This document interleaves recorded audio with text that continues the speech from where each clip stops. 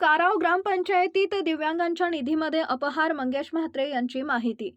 Pen तालुक्यातील group ग्रामपंचायत काराव इथं 2018 ते 2022 ते 23 या दरम्यान दिव्यांग यांच्या निधीसह 14वा वित्त आयोग तसेच स्मशानभूमी यामध्ये आर्थिक अपहार झाल्याप्रकरणी तत्कालीन सरपंच व तत्कालीन ग्रामसेवक यांची चौकशी करून त्यांच्यावर गुन्हे दाखल करावे अशी मागणी दिव्यांग लाभार्थी मंगेश म्हात्रे यांनी पत्रकार परिषदेत केली आहे.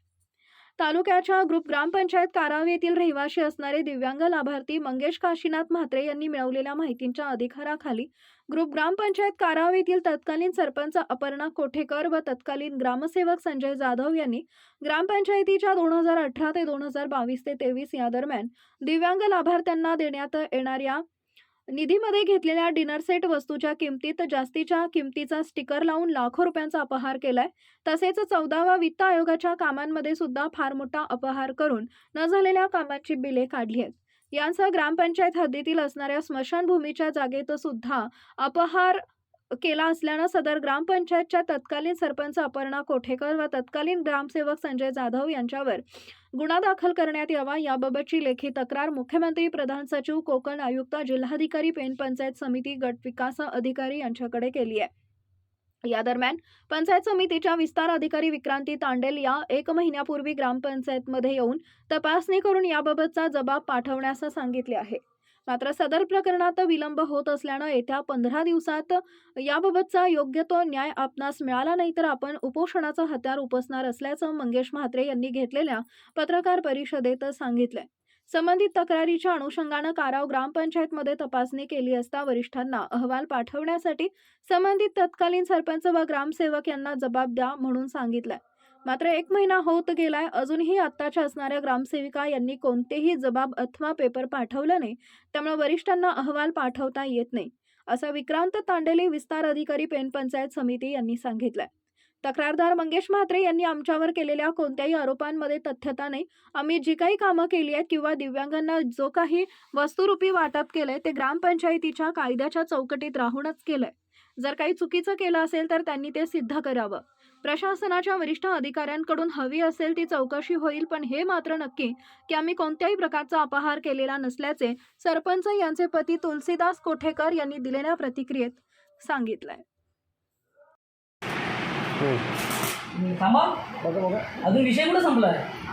नाही नाही, मला सांगा, अगदी गरजेचं आहे, कारण ह्याच्यात बदनाम मला करून सोडलंय खरेदीच्या बाबतीत. ऐका एक मिनिट, मला फक्त एवढं सांगू द्या. त्यांनी सांगितलं कोटेशन दिलंय, मला काय त्यांचा कुठल्याच त्याच्यामध्ये विषय नाही. त्यांनी सांगितलं माझा रेट पसंत आला, तुम्ही घेतलं, बरोबर. त्यांचा स्टेटमेंट सीधा आहे. मग मला कोटेशन दाखवा की त्यांनी कोटेशन काय दिलंय, बस माझा विषय संपला. बरोबर ना? अगदी बरोबर आहे. आणि तुमची दिलेली इन्व्हॉइस दाखवा तुम्ही आता.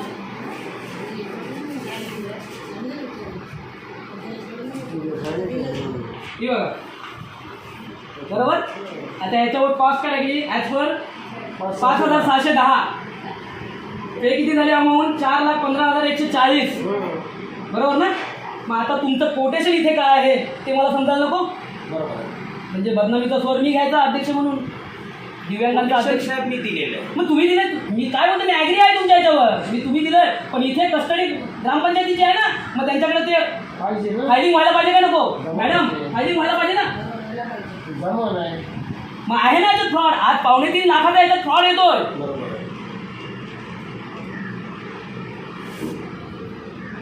मी मॅडम आता पुढची कारवाई करतो. मला आता मी काय इथे बसून राहत नाही, मी पुढची कारवाई करतो. फक्त मला तुम्ही वेळोवेळी सहकार्य करा. मला तुमच्या रेटबद्दल काहीच घेणं नाही, मला तुमच्या खिशातून पण घ्यायचं नाही. फक्त मला मनोज नाही, मंगेश.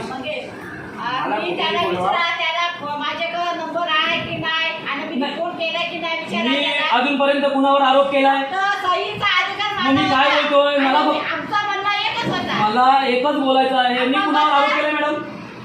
मी रिसर अजूनपर्यंत मागणी केलेली आहे, अगदी सनदशीर, अगदी सनदशीर मार्गाने. कुठेही बोलवा, बरोबर. मला ते अपेक्षित आहे. तुम्ही कुठेही बोलवा, अगदी मला ते अपेक्षित आहे. माझं स्टेटमेंट कुठेही नोंदवायला तयार आहे. आणि माझ्याकडे तुमची पहिल्यापासून स्टेटमेंट आहे. मला मला काहीच त्याच्याशी नाही, मला तुमच्याशी वादच नाही. तुम्ही सांगताय मी कोटेशन इथं दिलाय, तुमचं कोटेशन मला इथं प्राप्त होत नाही, बस मी माझी पुढची प्रोसेस करायला तयार. ओके. थँक्यू, धन्यवाद.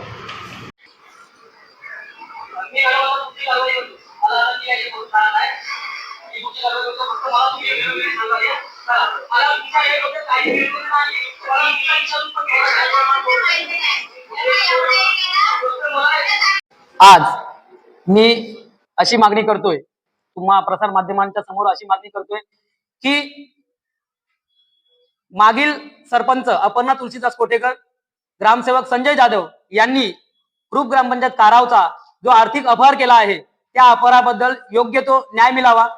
तो अपहार असा होता, काराव ग्रामपंचायतीसाठी लागणार जे स्मशानभूमी आहे ती आज कित्येक पिढ्यानपिढ्या काराव ग्रामपंचायतीच्या म्हणजे काराव गावच्या हद्दीत आहे, गावच्या ताब्यात आहे.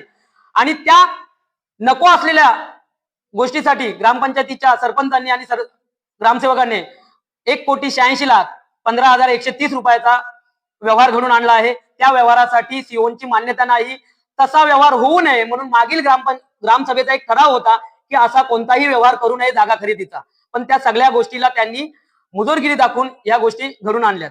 तदनंतर अपंगांचा जो काही डिनर सेटचा खरेदीचा विषय होता, त्यामध्ये त्यांनी 4.5 लाखाचा हा सगळा प्रकार होता. त्यामध्ये 2.25 लाखाचा नुसताच अपहार आहे. तुम्हाला मी डिनर सेट माझ्या समोर ठेवून दाखवलेलं आहे कशा पद्धतीने त्यांनी हे केलेलं आहे. त्या संदर्भात ठेकेदारांनी जी स्टेटमेंट दिली होती ती देखील तुम्हाला शूटिंग मी ऐकवलेली आहे.